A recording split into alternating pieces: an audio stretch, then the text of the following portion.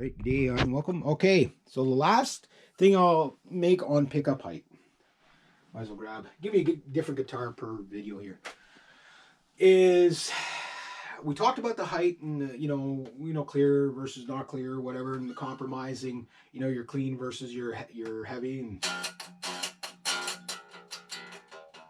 all that stuff. Um,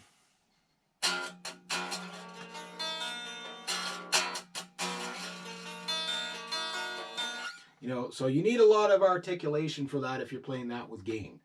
You know what I mean? Because that'll muddy up really quick. But the last thing I was going to talk about with that poor, I got my brain fart there, was that when you're setting up your pickup, okay, again, play them for a while, record with them, see if you like, because a lot of times you don't need to change your pickups, you just need to get them set up. One of the things, like for example, these pickups, the Alpha and Omega pickups, are not adjustable pole wise, right? And the poles, sometimes you'll see like little screws there, right? Those screws will adjust the output level between the string and the pickup and individually, right? Now, the better quality pickups, this is already done for you. So this low B will have the same output level as that guitar, as the high E, right? So you're not, if you've ever played a really bad Stratocaster, you'll know what I'm talking about. You're playing like this. Sounds okay and it's muddy, but as soon as you hit and you do a chord, but as soon as you hit the G string, it's like, it's just like this really loud G string and almost like non-existent B string and a kind of faint E string, and then like a really loud low E, really muddy, and that's an unbalanced pickup. When they're balanced, each string will sound the same in relative volume. But when you're comparing them, the one last thing I would say is, like, when I watched the Spectre Studios video with Glenn and that other guy, like when you listen to the video, you can hear, like, they're in the video like, oh yeah, I can clearly hear the difference between the height of here and the height here. Wow, that's different. But in the video, you don't hear a lot of difference. You really don't. And this comes back to one of the things that this is his own words, is he says, always talking about how important your speakers are, right? And he's always talking about how important the microphones are, which I agree. My Shure SM57 is probably not going to be the most clearest mic on the planet.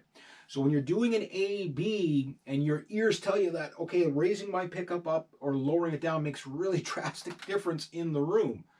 Okay, well, then it comes down to maybe not necessarily your speaker, but your microphone or your method of which recording. For example, I record direct in most of the time. I don't use mics. So for me, it's a bit of a non-issue from guitar to guitar because I'm not miking a cabinet. I'm just got my Zoom pedal plugged right into the that was the name of this thing, BR1200. I've only had it since 2006. You'd think I'd know the name of it, but no. But what I do notice is, like, for example, this 7-string guitar, very clear.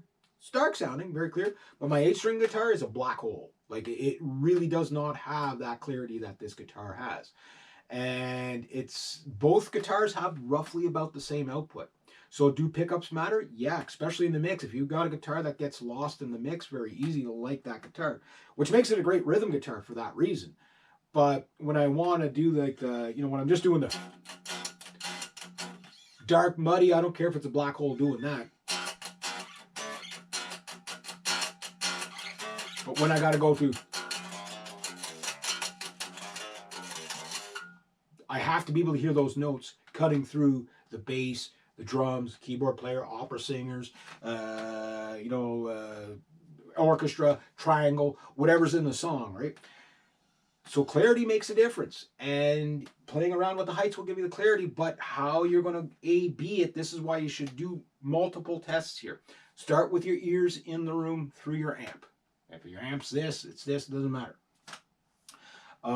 Is it clear? Is it more muddy? Is it more bright? Is it more dark? Usually the higher the pickup, the darker it's going to get. Usually lower, a dark, like these are dark sounding pickups. They're always going to be dark no matter where you put them, but they'll be slightly clearer and brighter when you lower them. but you're going to get less attack, less punchiness, less whatever. You're going to get more fullness, whatever. But it becomes there's a sweet spot where you get everything, where you get the best sounding clean, the best sounding distortion. If clean's really not going to be a thing, don't worry about it. Adjust them full pedal to the metal. If you're going to do 50-50, work it out however you got it. Then record it internally, then record it with mics, and then record it live. You know, like, because when you're playing through a PA system that's got like 50 monitors on stage, trust me, that's going to tell you, if you want an honest reproduction of the actual guitar sound, live will always do it to you. That's why you'll always see like this guy that he's got millions of dollars, he's really popular guitar player, but he's been using the same guitar since 1962. Why is that? Because that's the guitar that when he hears it live, it's just like, yeah, nothing touches this thing. Even if your microphones aren't sensitive enough to get that definition. Maybe your ears are better in some ways for figuring this out. Maybe microphones are, because there is sometimes when you record stuff, it's like when you're playing, like I don't hear that while I'm playing it, but I can hear it on there. There's frequencies, right? So your ears have a range of frequency. The microphones will pick up a range of frequencies. Some mics are better than others. So you have to factor all that in when you're making these adjustments. And, assessments saying that, oh, it makes no difference. It makes a whole difference. So one guy's like, yeah, tone wood makes a difference. Why? Because maybe his equipment can pick up that difference. The pickup hikes make a difference because maybe his equipment can pick up that difference. Because I know in the room when I'm playing, I can hear the differences between my guitars. My Flying V doesn't sound like this thing. That thing's just nuts. It's probably the best sounding guitar I've ever owned, but it does one thing, just like, yeah, all the time. It's hilarious. But this thing sounds great all around. Like it plays, and the playability is usually the first thing I look at, even before all the other stuff. But yeah, so there's a lot of things before EQing, and I'm just talking A/B comparison. Like where you keep all the settings the same, no EQing difference. Yeah, you will notice a difference. You will notice everything adds up. So when someone says this doesn't matter, that doesn't matter, the how much, you can debate that, because like this guitar is going to sound, with the longer scale, is going to sound different than my shorter scale guitars by maybe that much. The pickup difference between all these guitars is probably that much. The bridge types, probably that much. You know what I mean? The tone woods, probably that much. But when you add it all up, like you will always naturally play your best guitar that you have. And there's going to be, even if you don't know why you're playing that guitar, like why do I prefer the sound of this guitar over that guitar? Because sometimes it's about the sound, sometimes it's about the playability, sometimes it's about everything, right? And I guess I'll just leave it at that. But yeah, adjusting your pickups, don't do it right away, especially if you just bought the guitar. Play it for a while, play it for a couple of months. Record with it many different ways as possible. And once you do that, then when you do an adjustment and you listen to it for a week or two, you're like, yeah, I can hear the difference.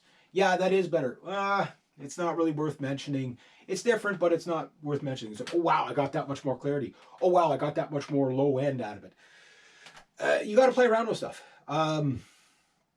Yeah, I guess I'll leave it at that, because it's one of those things. I don't like it when people say nothing matters. It does matter. It's just the debate is to the individual. Doesn't matter to you that much. To me, like I wouldn't have this many guitars if I